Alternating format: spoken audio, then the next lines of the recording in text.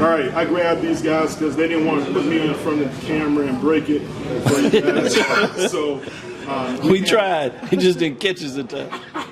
We have Dr. Cavil and Mr. Charles Bishop. How you guys doing? Doing well, Kyle. Appreciate coming on. Well, talk to me, man. How do you guys feel? This is another installment of the Labor Day Classic, but this one has a different feel to it because both of these teams are very close, and it could be a highly contested event. Yeah, I mean, when you take a look, these teams were literally a game away from getting to the SWAC championship last year. They're both veteran ball clubs, and both have some pieces, that are intriguing pieces that they bring to the game. Prairie View, you talk about an intriguing piece in Caleb Johnson coming over from Mississippi Valley State, Brian Jenkins coming over from Alabama A&M. That's already coming to an offense that was the #1 rushing offense in the SWAC last year. And then Andrew Body could be the most dynamic quarterback in the conference. So it's going to be a great matchup. But Doc, talk about history, and you know a lot about SWAC history. What's the importance and significance of this event that's going to happen this Saturday? I mean, it just has something, that feeling to it that's good. No doubt. I think the magic's in the air. This reminds me of the 2010 game. If you go back in history, 2009 Prairie View won the championship. 2010 was the year that Texas Southern won the championship. And I remember coming into that year, both teams were very excited in terms of what they brought back to the table. You had a championship caliber team from Prairie View.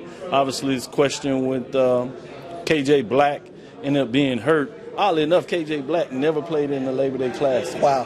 One was starting, one was hurt. He never played in the game, even though he became the starter the year before and went on to win that championship, and then obviously had the injury where they held him out to make sure he's healed, and he played the rest of that year.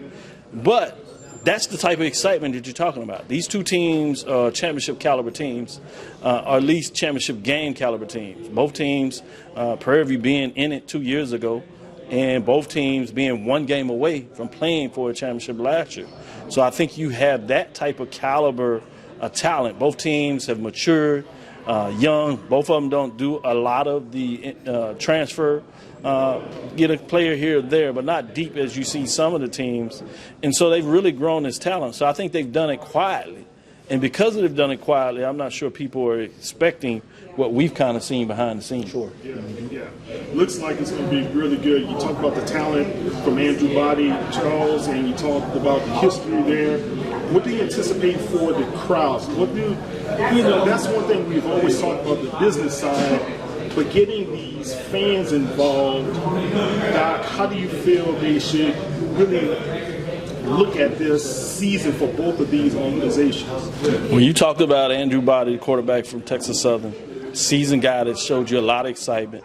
And then obviously you got Trayvon Conley, Texas quarterback that did well in high school, that's quietly putting it down in his own way. So I think that's one of the things you have to do is you have to get out there and put the excitement out there. You got to show them. And you need to have some success. And you need to have it with a couple of years. But I think this is the type of thing that helps you get to that level of success. And so this should be the start of something special if you're not talking about what took place the last 2 years. So you're going to have to market, which means getting your information out. The fact that they allowed us to stream the event, I think, talks a little bit about the ability to start that on a different level, going to your radio stations, to make sure you get it out there, and using all the vehicle that you have with the social media platforms to drive the interest that people naturally have in the state of Texas, particularly in this Houston area for football itself. And you're talking about both teams, they're right there. You're talking about Prairie View being in the SWAC championship in 2021 and a game away from it in 2022.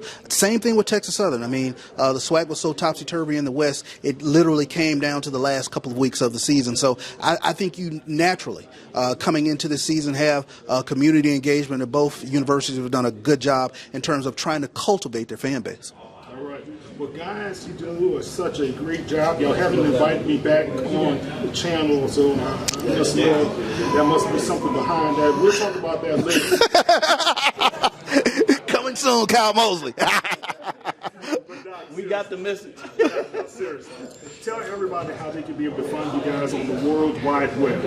Yes, you can go to YouTube, Instagram, YouTube and Twitter for Inside the HBCU Sports Lab. You can catch us every Tuesday and Thursday at 6 o'clock Central Standard Time. We do about an hour show. And then you can come back and do a recap on Sunday that we do in the fall for football season, where you can get a recap of what took place Sunday. This Sunday, you'll get a chance to talk about the big matchup that evening to get you a little extended coverage. But you can also follow me on Twitter, Instagram, Facebook at Dr. Kenyatta Cavil, DrKenyatta Cavil, I should say. Again, that's DrKenyatta Cavil, where you can get all types of information of what I put out there about the sporting HBCU dashboard, as I like to call it, and you can find about the next news that I'm making. And Charles, how can they find you? Because I know you also do play-by-play. You're such a great announcer as well as a good guy who has a daughter in college that guys need to stay away from.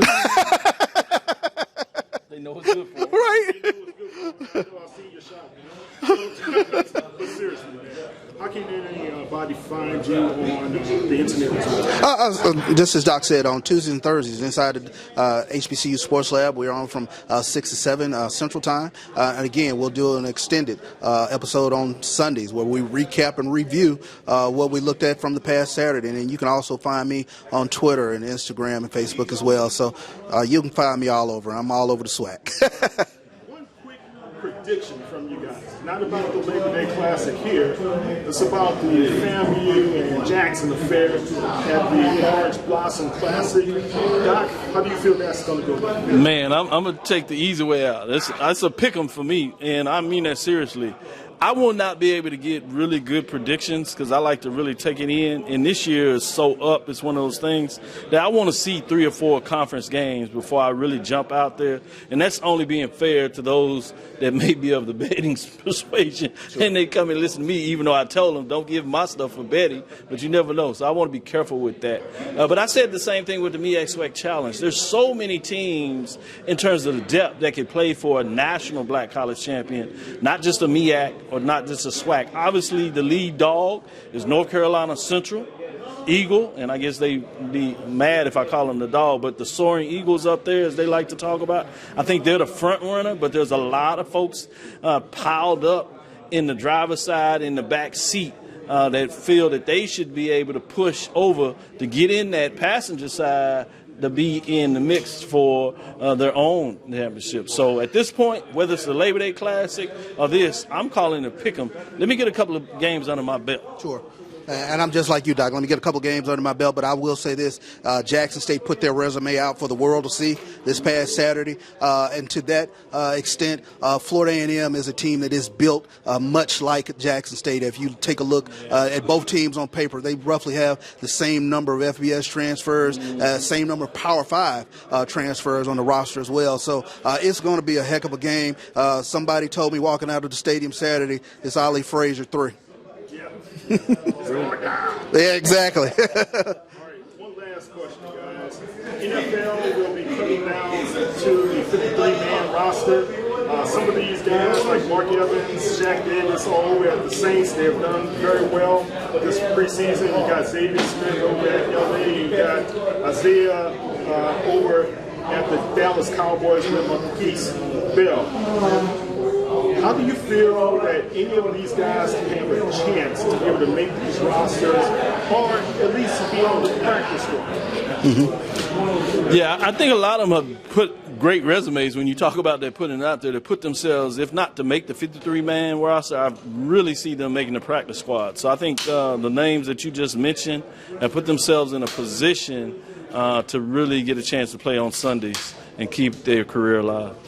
It tells you they've been prepped well playing at HBCUs, and I'm really looking forward to a guy like Marquise Bell. He's been getting quite a bit of buzz, especially with regards to how they have that kind of linebacker safety hybrid there with the Dallas Cowboys. Isaiah Land, he's put some good tape out there as well in terms of getting to the quarterback. Aubrey Miller as well down in Miami. So I'm looking forward to a lot of these guys getting an opportunity for the world to see what we have watched for the past 2-3 years with regards to HBCU football. Look, thank you so much. That's Dr. Kenyatta Cavil. That's Mr. Charles Bishop. Thank you, guys. Thank you, Kyle.